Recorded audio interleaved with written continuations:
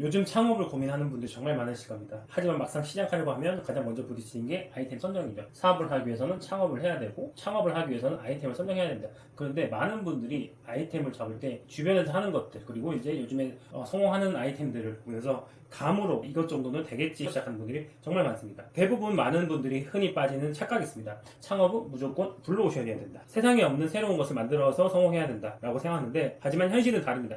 세상을 완전히 바꾸는 혁신보다는 오히려 기존에 있는 아이템을 살짝 변형하거나 새로운 방법으로 포지셔닝하는 소위 말한 피보팅이 중요합니다. 피보팅이라는 것은 기존에 있던 것을 살짝 바꿔서 하는 것인데, 이런 사례가 대표적으로 이제 편의점 커피 그리고 샐러드 배달 서비스가 그렇습니다. 전혀 새로운 발명품이 아니라 기존의 제품과 서비스를 소비자와 편의, 가격, 경험을 조금 더한 모델이라고 보시면 됩니다. 창업이라고 하는 것은 사업을 위한 것이지 사회적인 운동이 아닙니다. 내가 세상을 바꾸겠다 이런 거창한 생각만으로 접근을 하면 대부분 오래 버티지 못합니다. 오늘은 제가 정리한 창업 아이템 선정 5가지 원칙을 요약해서 말씀드리겠습니다. 이 5가지를 아시게 된다면 감이 아니라 체계적인 기준으로 아이템을 고를 수 있고 실패 확률을 확연히 줄일 수 있습니다. 무엇보다 나에게 맞는 아이템을 찾을 수 있기 때문에 창업 이후에 버티는 힘이 생기고 성과를 나오는 속도도 달라질 것입니다. 그리고 마지막으로 이런 고민을 하시는 분들을 위해서 제가 최근에 제작한 너만 제대로 모르는 정부지원사업 3개라는 잔재책 샘플을 무료로 제공드리고, 진심으로 응원 댓글 남긴 분들을 위해서 유료로 판매 중인 풀 버전까지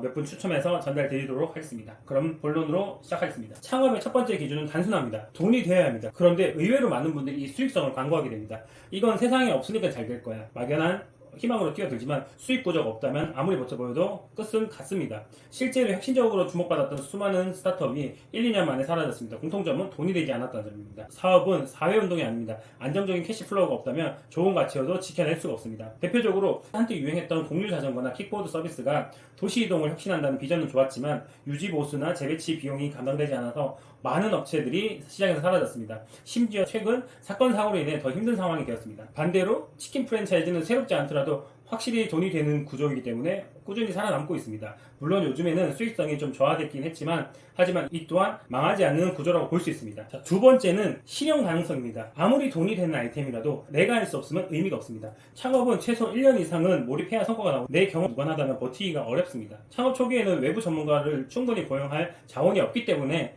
창업자가 직접 해낼 수 있는 범위 안에서 출발해야 됩니다. 극단적인 예시를 들면 배터리 제조 기술이 없는데 전기차 배터리 사업에 뛰어든다? 처음부터 벽에 부딪힐 수밖에 없습니다. 반대로 음식점 알바 경험만 있더라도 작은 외식업은 창업자가 직접 운영할 수 있기 때문에 생존 확률이 올라갈 수밖에 없습니다. 외부 전문가를 데려오면 되지 않냐라는 이런 반론도 있긴 한데, 초기에는 자본과 인력이 한정되기 때문에 결국 창업자의 직접 실행력이 사업의 성패를 좌우합니다. 물론 제가 아는 대표님은 처음엔 유통업으로 시작을 했지만 현재는 PB 상품 제조를 위해서 1000평 규모의 부지를 매입해서 공장을 짓기 시작한 분도 있습니다. 제가 말하는 수준은 당장 자신의 기술력이나 역량이 아니더라도 주변 인프라를 활용해서라도 가능한지가 중요하다는 것입니다. 세 번째는 남이 돈을 벌 수 있냐 또는 비용을 줄여줄 수 있냐는 것입니다. 즉 무슨 말이냐면, 세 번째는 가치 제공이라고 보시면 됩니다. 좋은 아이템은 단순히 나만 돈 버는 구조가 아니라 고객이 추가 이익을 얻거나 기존 비용을 줄일 수 있게 해야 됩니다. 고객 입장에서는 나로 인해서 돈을 벌 수 있다 또는 비용을 절감할 수 있다라는 경험이 강력한 충성도를 만듭니다.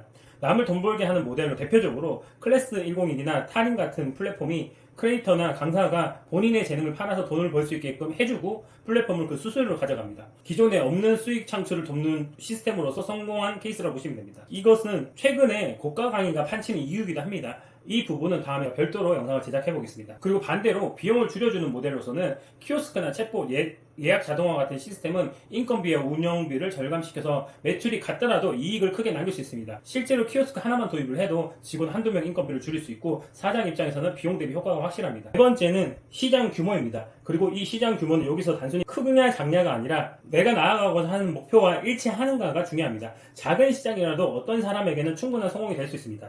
시장의 규모와 내 목표가 불일치한다면 중간에 방향을 잃고 실패할 가능성이 커집니다. 예를 들어 나는 월 1000만원 정도의 안정적인 수익이 필요하다라고 하면 지역 기반에 특화된 외식업이나 소규모 온라인몰도 충분히 적합합니다. 하지만 나는 10억, 100억 그 이상의 매출 또는 최근에 핫한 MMA까지 기업 인수합병까지 도전하고 싶다라고 한다면 글로벌 시장이나 대규모 투자가 가능한 아이템을 선택해야 됩니다. 투자자가 좋아하는 아이템을 선택해야 된다는 말입니다.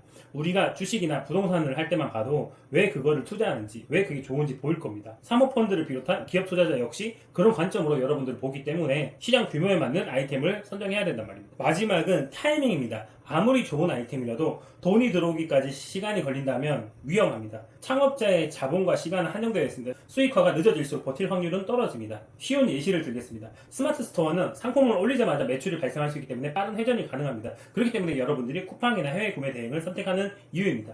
반대로 배달의 플랫폼은 수만 또는 수십만 이상의 유저가 모여야지만 비로소 그때부터 수익이 납니다. 초기에는 적자를 당연히 감수해야 되죠. 우리가 대표적으로 알고 있는 배미나 쿠팡 역시 초기에는 적자를 감수했지만 최근부터 수익이 나기 시작했다고 보면 됩니다. 그래서 수익화가 언제 되냐 이 차이에 따라서 요즘 부업 시장에서도 어떤 아이템이 각광을 받고 어떤 아이템이 인기가 없는지 그 차이가 보이게 됩니다.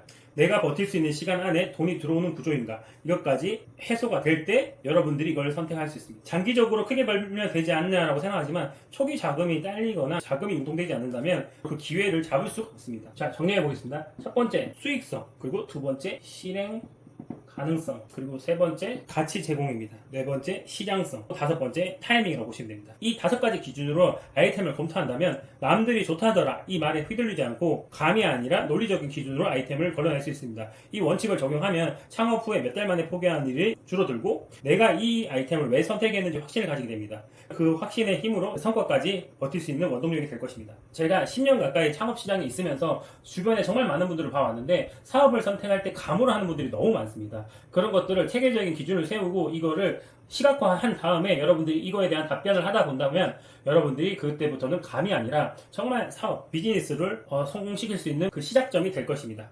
자, 현재 작은 채널이지만 구독해 주셨으면 좋겠습니다. 단순히 팬심을 요청하는 게 아니라 정부에서 지원하는 제도는 타이밍이 생명입니다. 보통 2, 3주 내외로 모집하는 경우가 많기 때문에 나중에 봐야지 하다 보면 이미 공고가 끝난 경우가 다 많습니다. 저는 앞으로도 실제로 사업에 도움이 되는 인사이트와 정부 지원 사업 소식을 실시간에 가깝게 알려드릴 예정입니다. 하루 이틀 차이로 소중한 기회를 놓칠 수도 잡을 수도 있습니다.